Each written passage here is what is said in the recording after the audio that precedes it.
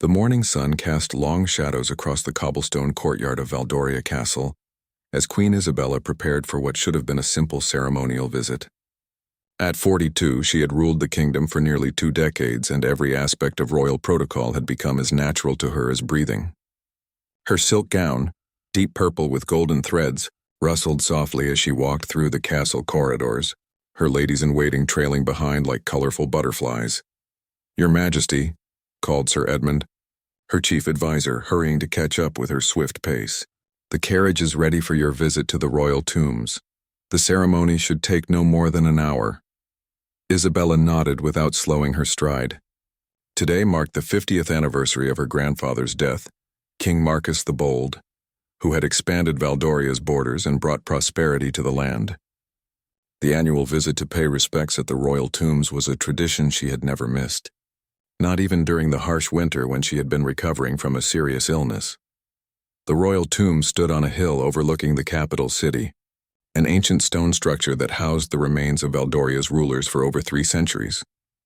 The building itself was magnificent, with tall columns and intricate carvings that told the stories of past kings and queens. It was said that the stones had been blessed by the kingdom's first priest, making the place sacred ground. As Isabella's carriage rolled through the streets, people gathered along the roadside, bowing respectfully as she passed. Children threw flower petals and merchants paused their work to show reverence to their queen. She acknowledged them with graceful waves, her expression serene and regal. This was her kingdom, these were her people, and she carried the weight of their hopes and dreams on her shoulders. The journey to the tombs took nearly an hour through winding roads that climbed steadily upward. Isabella used this time to review the ceremony in her mind. She would enter the main hall, approach her grandfather's tomb, place a wreath of white lilies, his favorite flower, and say a prayer. The tomb guards would stand at attention, saluting her arrival and departure. It was simple, dignified, and exactly as it had been done for decades. Captain Henrik, the head of her royal guard, rode alongside the carriage on his black stallion. He was a veteran soldier who had served her father before her, and Isabella trusted him completely. His weathered face showed concern as they approached the tomb entrance. "Your Majesty," he called through the carriage window. "There seems to be only one guard at the entrance today. Usually there are 3. Isabella peered out to see the ancient stone steps leading up to the tomb entrance. Indeed, there was only one figure standing guard, a young man in the traditional blue and silver uniform of the tomb guards. He stood perfectly still, his spear held upright, his gaze fixed straight ahead. "Perhaps the others are inside," Isabella suggested, though something about the scene felt unusual. The tomb guards were known for their precision and dedication. Never in her memory had she seen fewer than 3 guards at the entrance during a royal visit. The carriage came to a stop at the base of the stone steps. Captain Henrik dismounted quickly and opened the carriage door, extending his hand to help Isabella down. She gathered her skirts carefully and stepped onto the ancient stones, feeling the weight of history beneath her feet. The single guard remained motionless as Isabella began her ascent up the 47 steps to the entrance. Each step was carved with symbols representing different virtues: courage, wisdom, justice, mercy. Her grandfather had commissioned these carvings, believing that anyone who entered the sacred space should be reminded of what it meant to rule justly. As she climbed, Isabella noticed more details about the young guard. He appeared to be no more than 25 years old, with dark hair visible beneath his ceremonial helmet. His uniform was immaculate, pressed and clean, but there was something in his posture that seemed different from the usual rigid formality she expected. When she reached the top of the steps, Isabella paused for a moment to catch her breath and to wait for the traditional salute. According to protocol, the guard should immediately present arms, acknowledge her royal presence with the formal greeting, and step aside to allow her passage into the tomb. But the young guard did not move. Isabella waited, thinking perhaps he hadn't noticed her approach, though that seemed impossible. She cleared her throat softly, the sound echoing off the stone walls. Still the guard remained perfectly still, his eyes looking straight ahead as if she weren't there at all. Captain Henrik, who had followed her up the steps, stepped forward with obvious displeasure.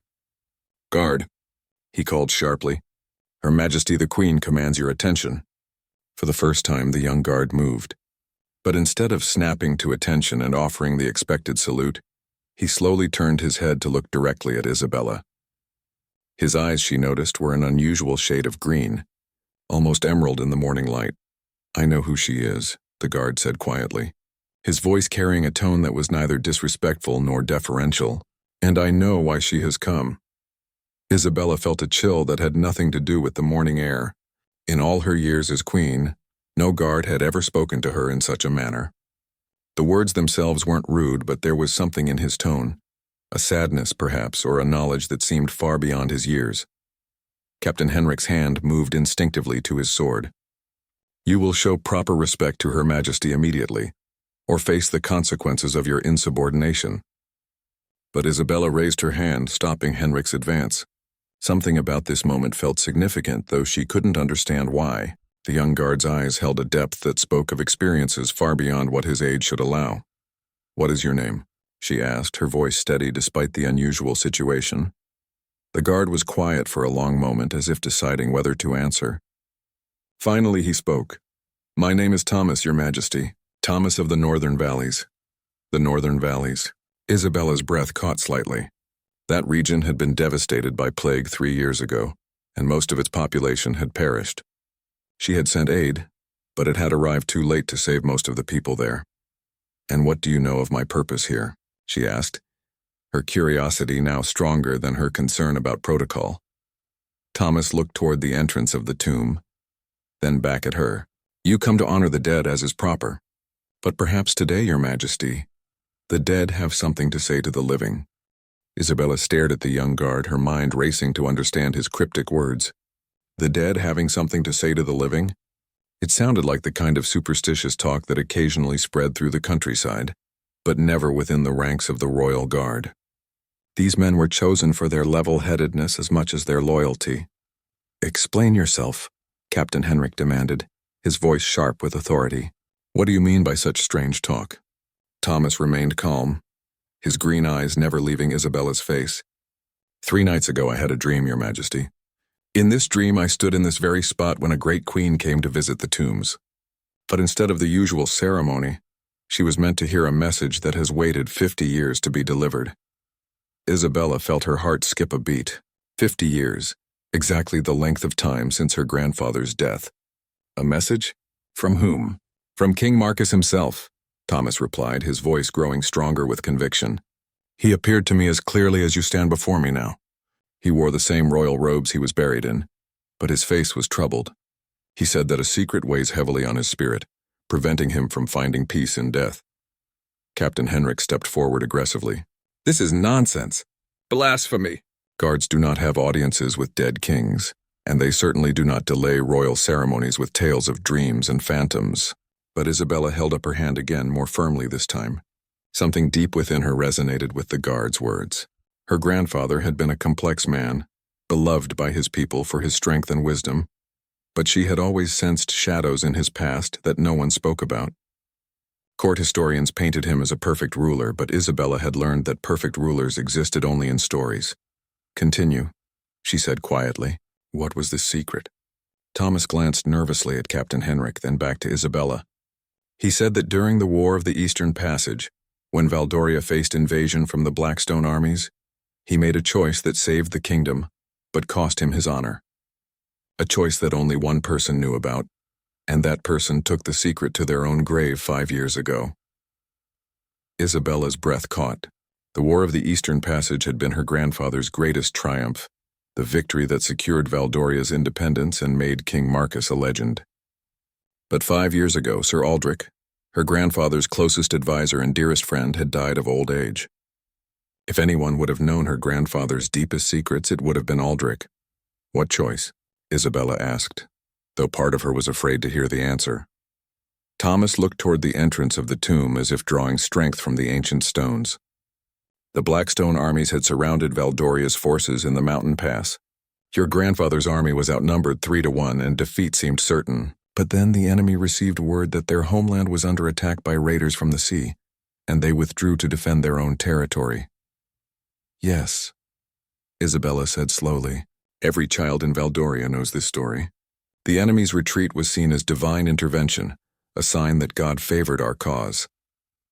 But it wasn't divine intervention, Thomas continued, his voice heavy with the weight of revelation. Your grandfather had secretly negotiated with the Sea Raiders, promising them safe passage through Valdoria's waters and a share of any treasure they captured, in exchange for attacking the Blackstone homeland at precisely the right moment. Isabella felt the world tilt around her. This was impossible. Her grandfather was known for his honor, his refusal to compromise his principles even in the face of defeat. The idea that he would ally with pirates and raiders was unthinkable. You lie, Captain Henrik snarled, drawing his sword partway from its sheath. King Marcus was the most honorable ruler in Valdoria's history. I will not stand here and listen to a common guard sully his memory with invented tales. But Thomas didn't flinch. Instead, he reached into a small pouch at his belt and withdrew something that made Isabella gasp. It was a ring, a signet ring bearing the royal seal of Valdoria, but not just any royal seal. This was an older version, one that had been used exclusively by her grandfather. King Marcus told me where to find this, Thomas said, holding the ring toward Isabella.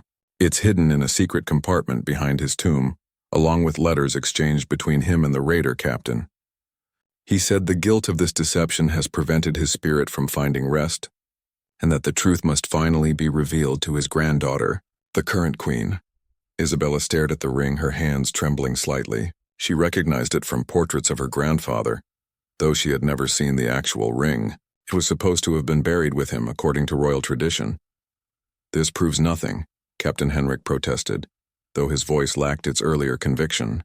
That ring could be a forgery, and your story could be entirely fabricated. Why should we believe the ravings of a guard who claims to speak with the dead?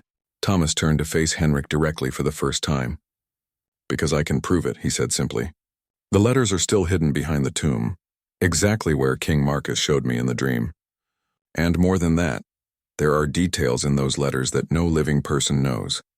Details about the raider captain's identity, about the exact terms of their agreement, about the specific timing of the attack. Isabella's mind raced through the implications. If this was true, then everything she had believed about her grandfather's greatest victory was a lie. The kingdom's most celebrated triumph had been achieved through deception and alliance with the very type of criminals that Valdoria's laws condemned. But there was something else troubling her, something beyond the historical revelation. Thomas, she said slowly, you said you were from the northern valleys. That region was devastated by plague 3 years ago. How did you come to be a guard here? For the first time, Thomas's composure wavered slightly. I was one of the few survivors, Your Majesty. My entire family, my parents, my younger sister, my wife and infant son, all perished while we waited for aid that came too late. The words hit Isabella like a physical blow. She remembered the reports from the northern valleys, the desperate pleas for help, the difficult decision to delay sending assistance because of political complications with neighboring kingdoms. By the time aid arrived, entire villages had been wiped out. I became a guard, Thomas continued, because I had nowhere else to go, no one left to live for, but also because I hoped to understand how rulers make their decisions, how they choose between competing demands, how they live with the consequences of their choices. Isabella understood now. This wasn't just about her grandfather's secret. This was about the weight of leadership, about the impossible decisions that rulers must make, about the gap between public perception and private reality. And now, Thomas said, his voice soft but clear, King Marcus wants his granddaughter to know the truth about the choices he made, so that she might understand that even kings must sometimes choose between dishonor and disaster, and that the burden of such choices follows them even into death. Isabella looked up at the entrance to the tomb, then back at the young guard who had lost everything and still chose to serve. She realized that this moment would change everything, not just her understanding of her grandfather, but her understanding of what it truly meant to wear the crown. Show me, she said quietly. Show me these letters. The words hung in the air like a challenge. Isabella could feel Captain Henrik's disapproval radiating from behind her, but she had made her decision. As queen, she had learned to trust her instincts, and something about Thomas's story rang with an uncomfortable truth that demanded investigation. Your Majesty, Henrik said urgently, surely you don't intend to entertain this fantasy. We should return to the castle and have this guard questioned properly by the royal investigators. Isabella turned to face her loyal captain. "Henrik, you have served my family faithfully for 30 years. Have you ever known me to act rashly or without consideration?"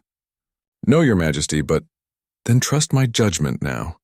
She looked back at Thomas, who stood waiting with patient dignity. "Lead the way." Thomas bowed his head respectfully and turned toward the tomb entrance. The massive oak doors, reinforced with iron bands and carved with protective symbols, stood slightly ajar.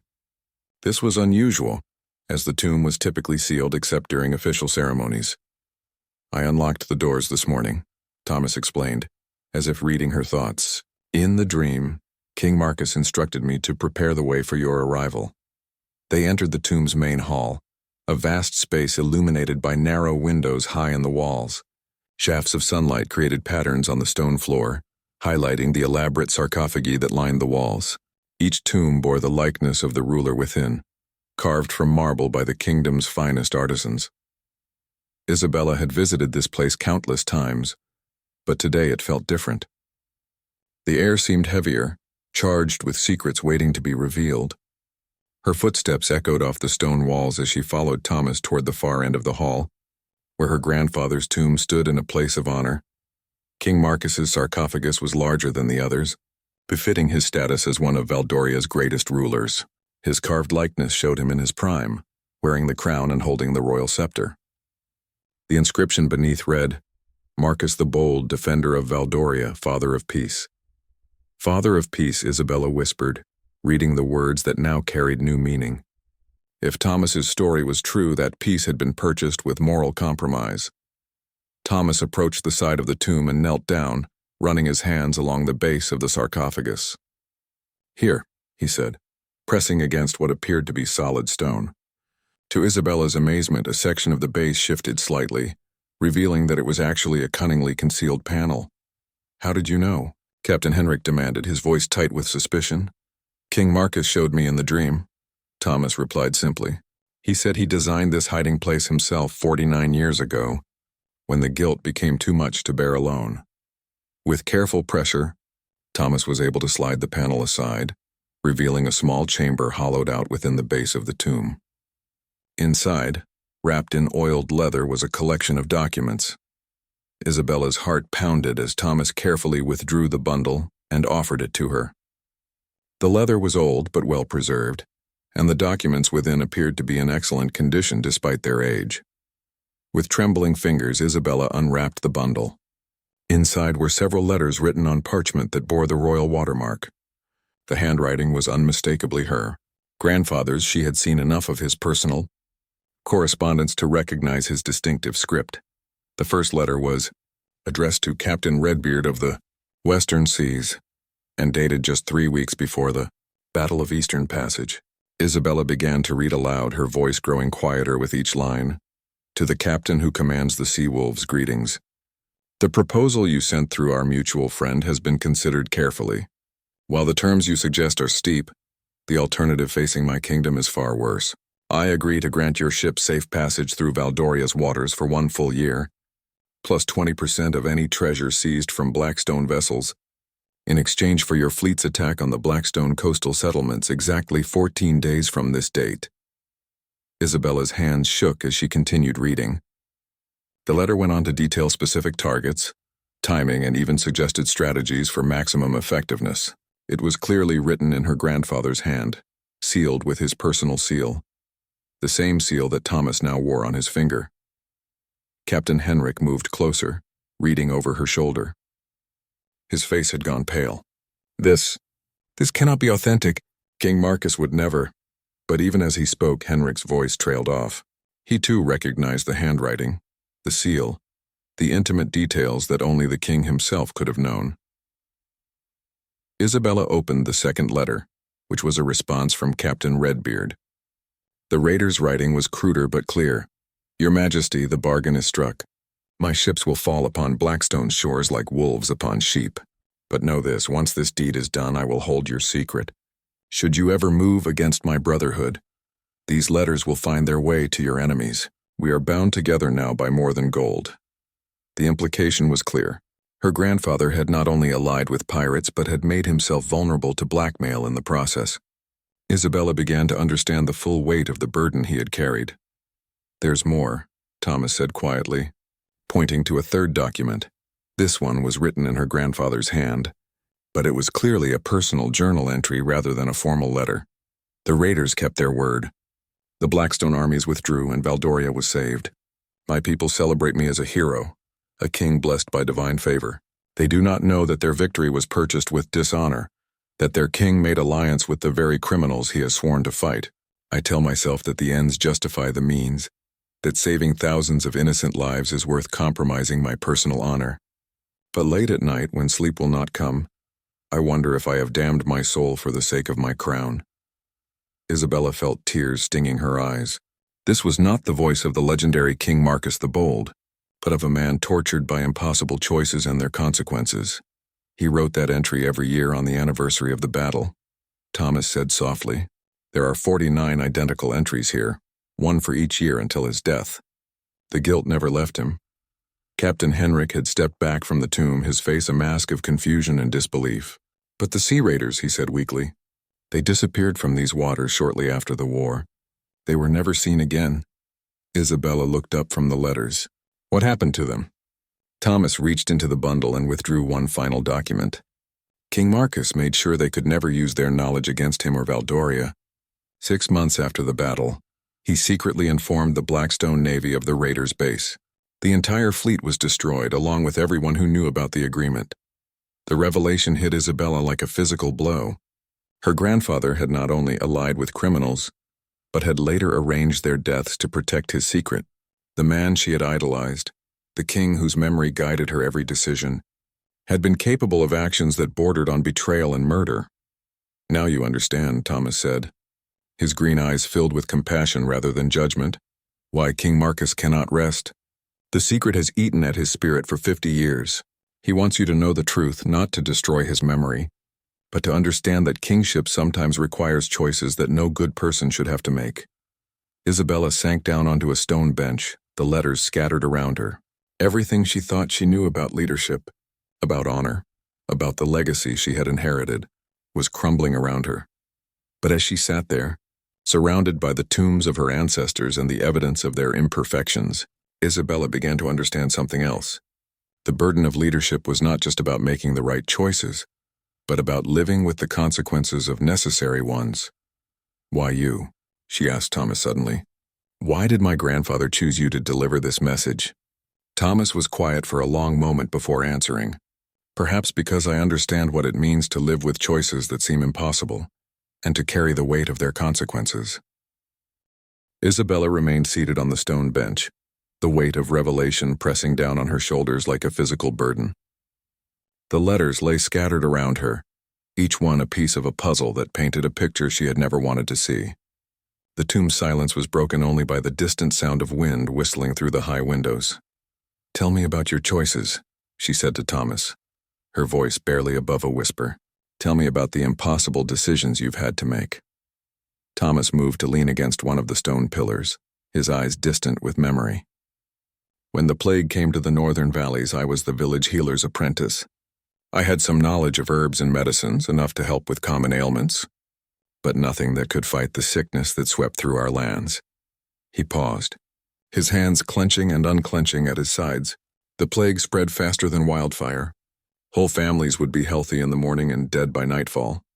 People came to me begging for help, for medicine, for hope, but I had so little to give. Isabella watched his face, seeing the pain that still lived in his eyes 3 years later. "What did you do?" "At first, I tried to help everyone equally. I distributed what medicines I had, offered what comfort I could, and prayed that aid would come from the capital. But as the sickness spread and more people fell ill, I realized I had to make a choice." Thomas turned to face Isabella directly.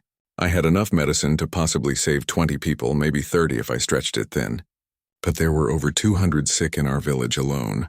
I had to decide who would receive treatment and who would be left to die." The parallel struck Isabella immediately. Like her grandfather choosing between dishonor and disaster, Thomas had been forced to choose between competing moral goods, saving some versus trying unsuccessfully to save all. "How did you decide?"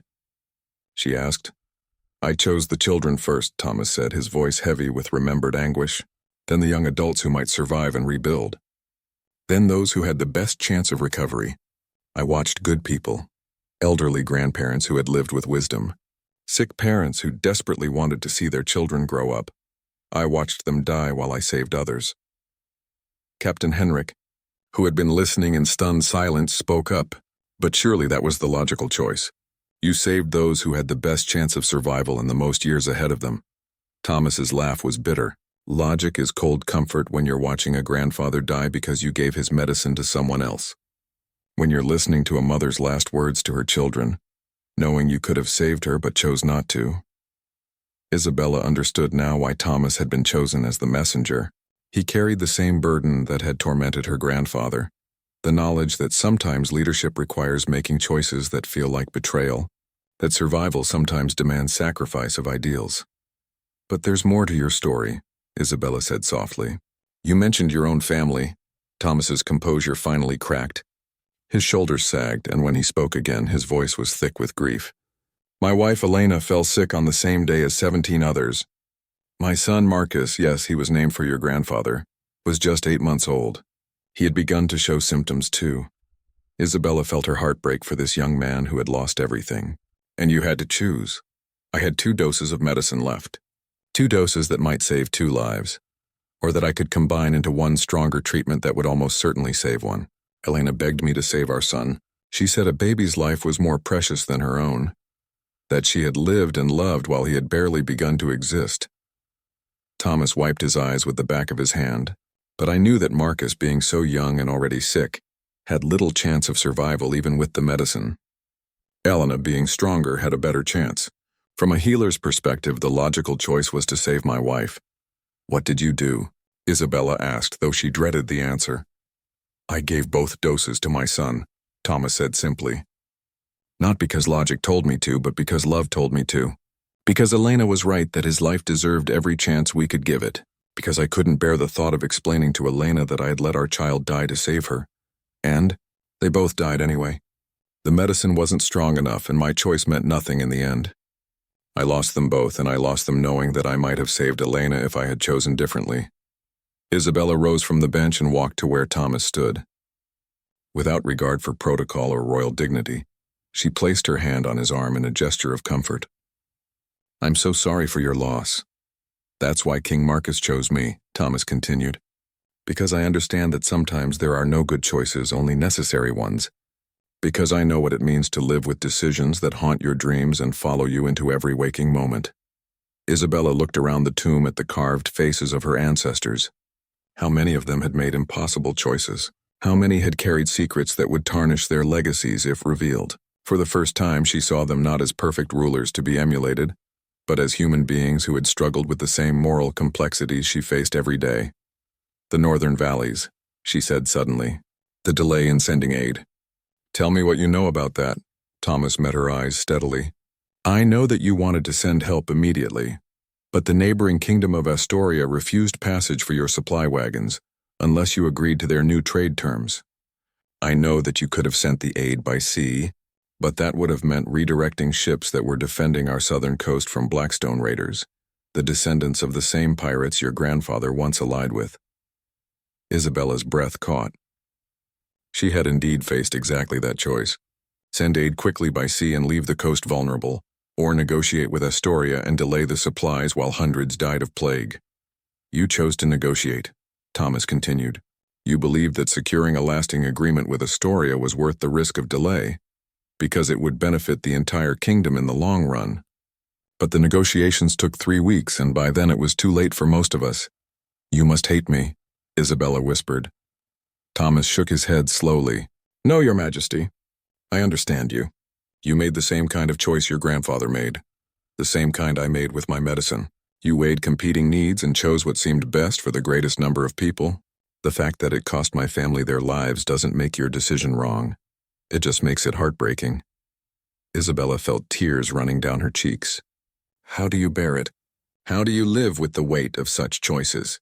The same way your grandfather tried to, Thomas replied. By remembering that the alternative would have been worse.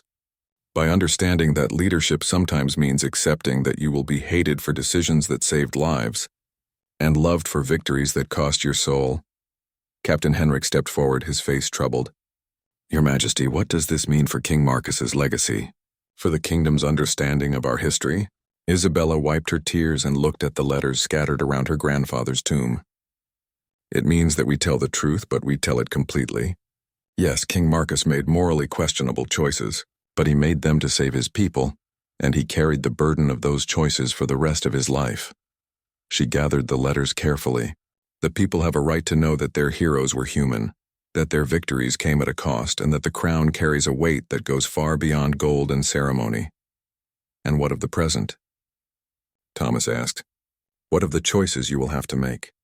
Isabella looked at this young man who had lost everything and still chose to serve, who understood the burden of leadership without ever wearing a crown. I think, she said slowly, that I need advisors who understand that the hardest choices are often the most necessary ones. People who know that sometimes the right decision feels wrong, and that living with the consequences is part of the price of leadership. Thomas knelt before her, but Isabella gestured for him to rise. I'm offering you a position as my personal counsel, Thomas of the Northern Valleys. Not because you know how to make easy choices, but because you understand the cost of difficult ones. For the first time since she had met him, Thomas smiled. I would be honored, Your Majesty. The three of them stood in the ancient tomb, surrounded by the stone guardians of Valdoria's history, each lost in their own thoughts about the weight of truth and the burden of leadership. The afternoon sun had shifted, casting new patterns of light and shadow across the marble floor, as if the very building was acknowledging that something fundamental had changed. Isabella carefully rewrapped the letters in their oiled leather covering.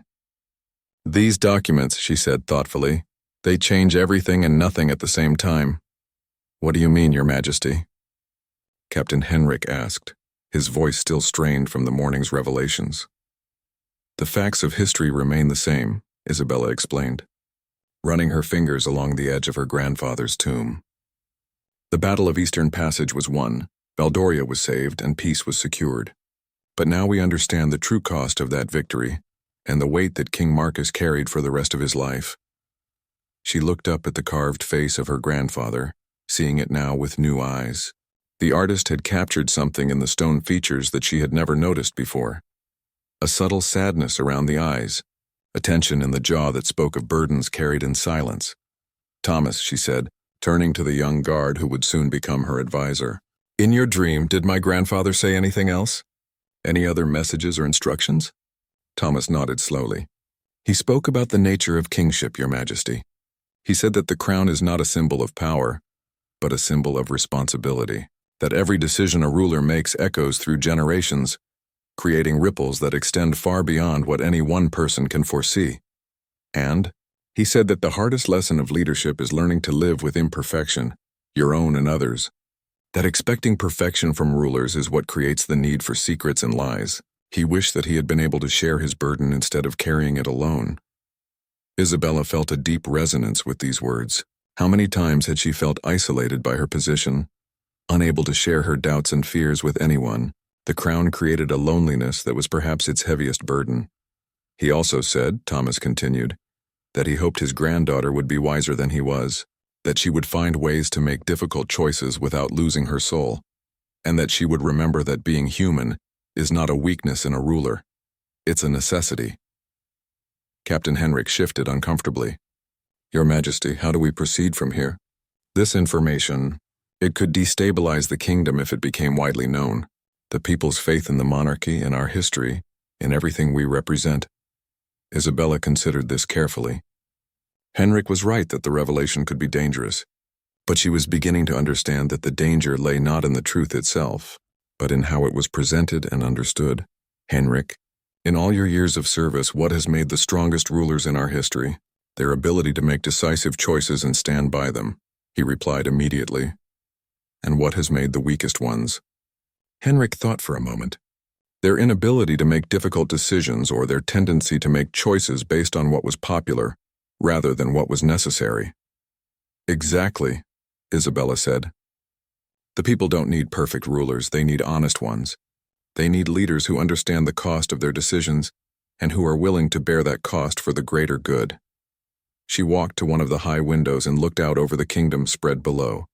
From this height she could see the capital city, the farmlands beyond, the forests and rivers that made up her realm. Somewhere down there, people were making their own difficult choices. Parents deciding how to feed their families, merchants weighing risks and profits, farmers choosing which crops to plant. The truth about King Marcus doesn't diminish him, she said finally. It makes him more human, more real. The people can respect a king who made hard choices and lived with their consequences, far more than they can worship a perfect legend who never existed. Thomas joined her at the window. But how do you tell such a story without destroying everything people believe about their history?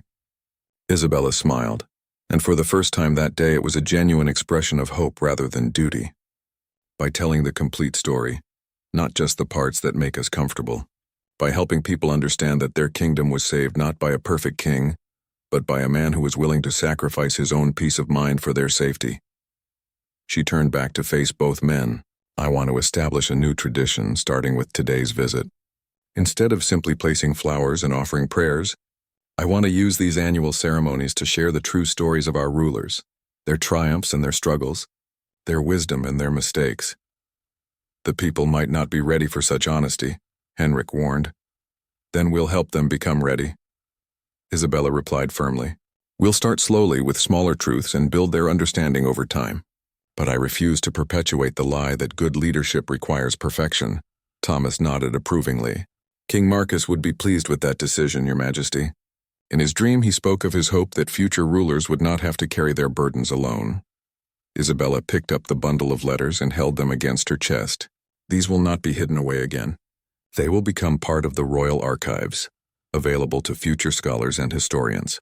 But more than that, they will remind me and my successors that the crown comes with moral complexity, and that acknowledging our humanity is not a sign of weakness. Captain Henrik bowed his head in acceptance, though Isabella could see he was still struggling with the implications. As you command, Your Majesty. But might I suggest that we begin this new tradition carefully, perhaps by first sharing the story with your closest advisors and court historians, so that we can craft the narrative in a way that strengthens rather than undermines the people's faith. A wise suggestion, Isabella agreed. We will take time to plan this properly, but I am determined that the age of perfect kings and hidden truths will end with my reign. She looked around the tomb one more time, feeling as though she was seeing it clearly for the first time. The stone faces of her ancestors no longer seemed like distant legends to be emulated, but like fellow humans who had struggled with the same moral complexities that she faced every day. There's something else, Thomas said quietly. Something King Marcus wanted you to know about the present, not just the past. Isabella turned to him with interest. What do you mean? He said that you currently face a choice that parallels his own. A decision between competing moral goods, where any choice you make will result in criticism and pain. Isabella's heart skipped. There was indeed such a choice looming, a trade dispute with a neighboring kingdom that could escalate to military conflict if not handled carefully. She could choose to make concessions that would be seen as weakness, but might preserve peace. Or she could take a harder stance that might prevent future aggression, but could lead to war. He wanted you to know, Thomas continued, that whatever choice you make, you don't have to carry it alone. That the burden of leadership becomes lighter when it is shared with people who understand its weight. Isabella felt a warmth spread through her chest. Not the warmth of sunshine, but the warmth of understanding and connection. For the first time since taking the crown, she felt less alone. Then let us return to the castle, she said decisively. We have work to do, decisions to make, and burdens to share. But first, we finish the ceremony we came here to complete. She approached her grandfather's tomb and placed the white lilies she had brought. But this time her prayer was different. Instead of asking for guidance to live up to his perfect example, she prayed for the wisdom to make imperfect choices with courage and conscience, and for the strength to live with their consequences. When she finished, she noticed that both Thomas and Henrik had removed their hats and bowed their heads in their own silent prayers. Perhaps they too were asking for the strength to serve a leader who chose honesty over legend, humanity over perfection. The carriage ride back to the castle was unlike any royal journey Isabella had ever taken. Instead of maintaining the formal silence that usually accompanied official duties, she found herself in deep conversation with Thomas, while Captain Henrik listened with growing understanding. "The trade dispute with Astoria," Isabella said as they wound down the hillside. "Tell me what you know about it." Thomas, now sitting across from her in the carriage instead of riding behind as protocol would normally demand, considered her question carefully. "I know that they're demanding exclusive trading rights through our eastern ports, threatening to blockade our merchant ships if we refuse. I also know that accepting their terms would cripple our economy, but rejecting them could lead to war. And what would you advise?" Isabella asked. "I wouldn't presume to advise on matters of statecraft, Your Majesty," Thomas replied diplomatically. Isabella smiled. "Forget about presumption. I'm asking for your perspective as someone who understands difficult choices. What do you see that others might miss?" Thomas was quiet for a moment, looking out at the countryside passing by. "I see a choice that isn't really about trade at all. It's about fear. Astoria is afraid that Valdoria's growing prosperity will eventually threaten their dominance in the region. They're trying to control us now while they still can. Go on. But there's another fear at work too. Our own nobles and merchants are afraid that any conflict will disrupt their profits. They would rather accept unfavorable terms than risk war, even if it means slow economic strangulation." Isabella nodded. This matched her own assessment, but hearing it from Thomas helped clarify her thinking. "And what do both fears have in common?" "They're both based on the assumption that there are only two choices, submission or war. But King Marcus found a third way when he faced the Blackstone armies. He changed the game entirely." Captain Henrik leaned forward. "Are you suggesting we ally with pirates again?" Thomas shook his head. "No, but I'm suggesting that Your Majesty look beyond the obvious options.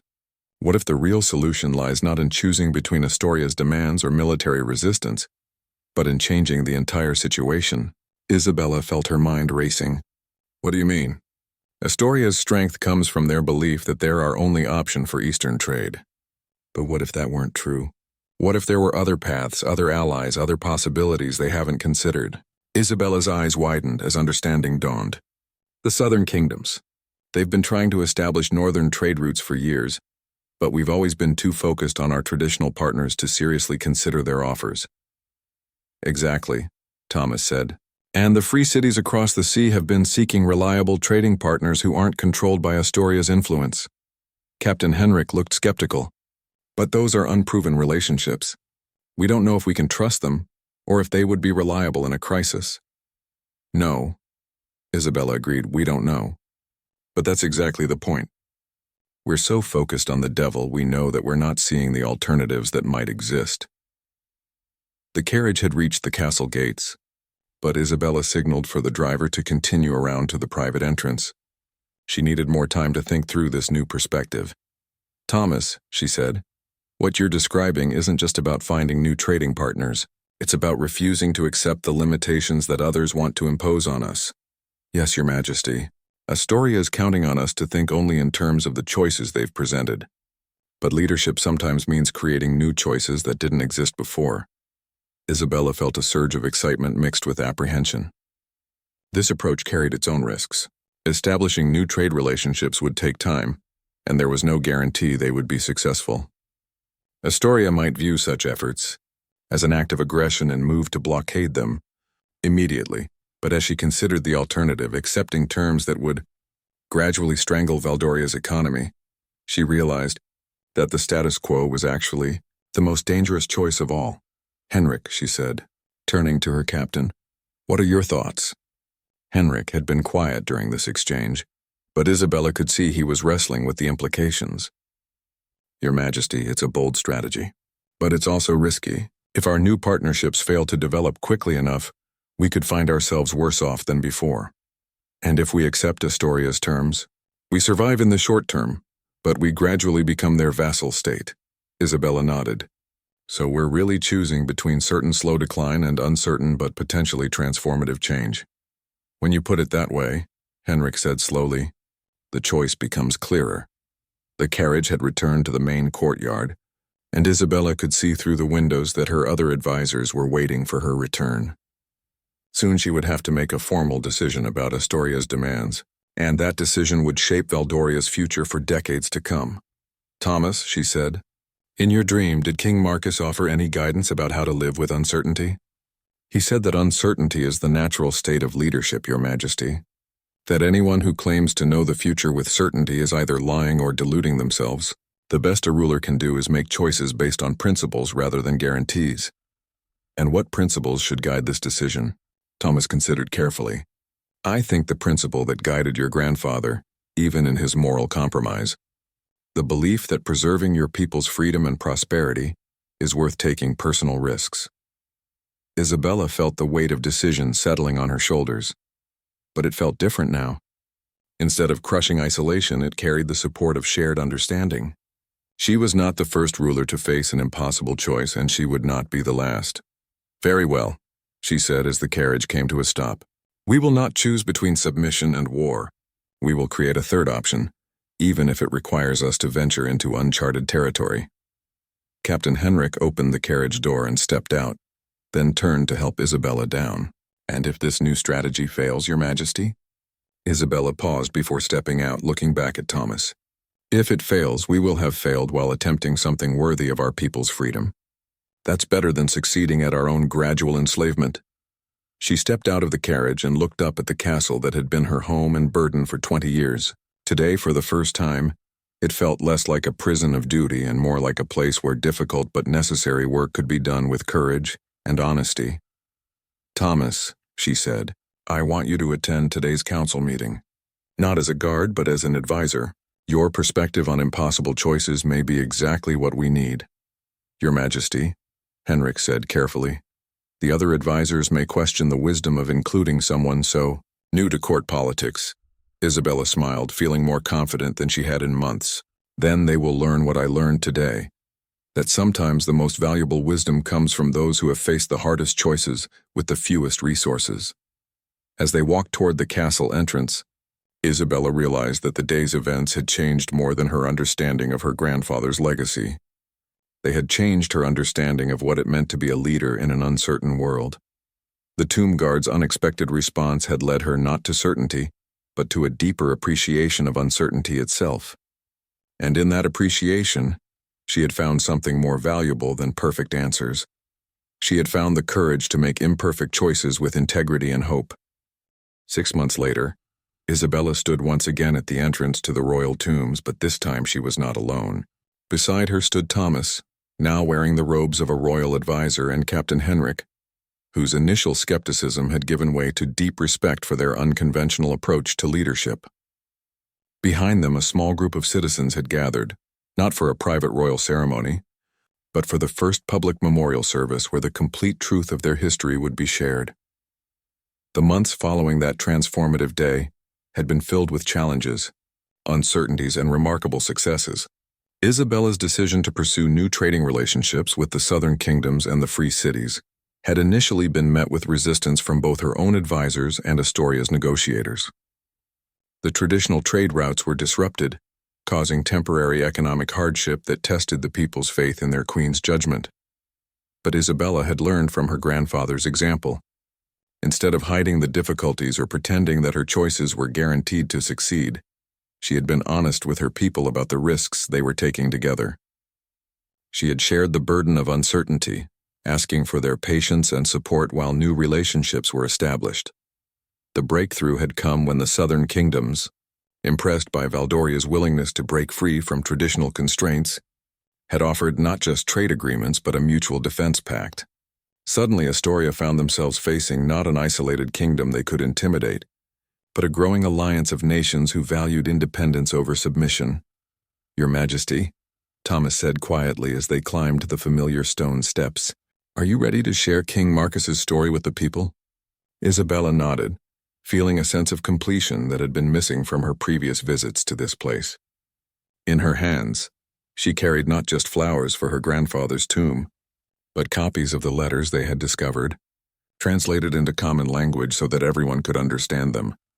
"I'm ready," she said. "The people have proven they can handle the truth about uncertainty and difficult choices. They deserve to know the truth about their history as well." The crowd that had gathered in the tomb's main hall was unlike any that had ever assembled there before. Instead of just nobles and court officials, there were farmers and merchants, craftsmen and scholars, soldiers and teachers.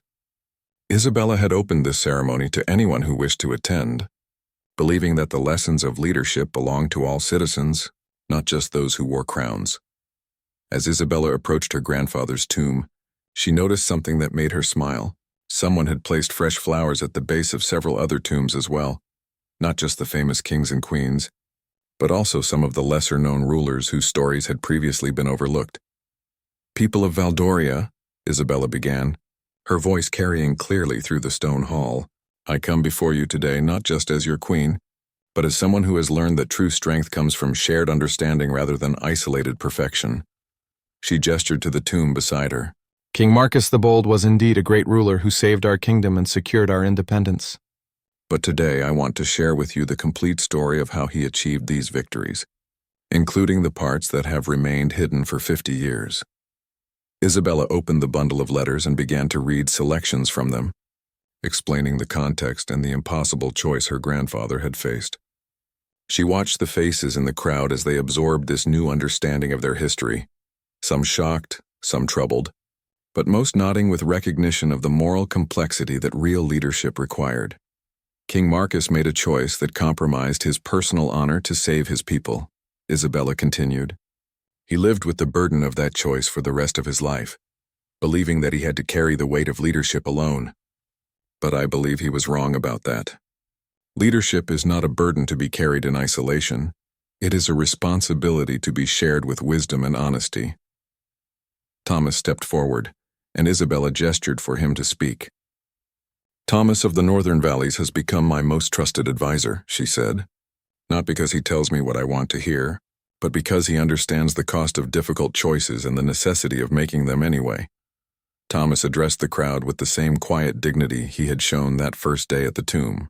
"Your queen has taught me that the strength of a kingdom lies not in the perfection of its rulers, but in the honesty of its governance and the shared commitment of its people to face difficult truths together." He paused, looking around at the assembled citizens. 6 months ago, Queen Isabella faced a choice that echoed her grandfather's dilemma. She could have accepted terms that would have preserved short-term peace at the cost of long-term freedom, or she could have chosen war to defend our independence. Instead, she chose uncertainty, the risk of pursuing new alliances that might fail, but that might also transform our kingdom's future. Captain Henrik stepped forward, his gruff voice carrying surprising warmth. "I have served this royal family for 30 years, and I can tell you that the greatest rulers are not those who never make mistakes, but those who learn from their mistakes and share those lessons with others." Isabella felt tears in her eyes as she looked out at her people, not subjects bowing before their perfect queen, but fellow citizens engaged in the difficult work of building a better future together. "The new trade alliances we have forged," she said, "the economic partnerships we are building, the mutual defense agreements we have signed, these successes belong to all of us, because they were achieved through our collective willingness to embrace uncertainty and work toward something better than what we had before." An elderly woman in the crowd raised her hand, and Isabella nodded for her to speak. "Your Majesty, what if future rulers do not share your commitment to honesty? What if they choose to return to the old ways of secrets and perfect legends?" Isabella smiled at the wisdom of the question. "That is why we are establishing new traditions today. These letters, this story, and the principles they represent will become part of our kingdom's permanent record. Future rulers will inherit not just a crown, but a legacy of honesty and shared responsibility." She turned to address the tomb directly, speaking to her grandfather's memory. "King Marcus, your burden is finally shared. Your secret has become our wisdom, and your struggle has become our strength. You can rest now, knowing that your granddaughter has learned the lesson you tried so hard to teach. That leadership is not about being perfect, but about being honest about our imperfections and working to do better." Thomas approached the tomb and placed his hand on the stone, and from the northern valleys, from all those who have suffered from the difficult choices of leadership, we offer not blame, but understanding. May your spirit find the peace that eluded you in life. As the ceremony concluded and the crowd began to disperse, Isabella remained at the tomb for a few more minutes. The afternoon sun was streaming through the high windows, casting the same patterns of light and shadow she had seen 6 months ago, but everything felt different now. Your Majesty, Thomas said softly, do you think King Marcus would approve of what we've done today? Isabella considered the question as she looked at the carved face of her grandfather, seeing now not a perfect legend but a human being who had struggled with the same moral complexities that every leader faces.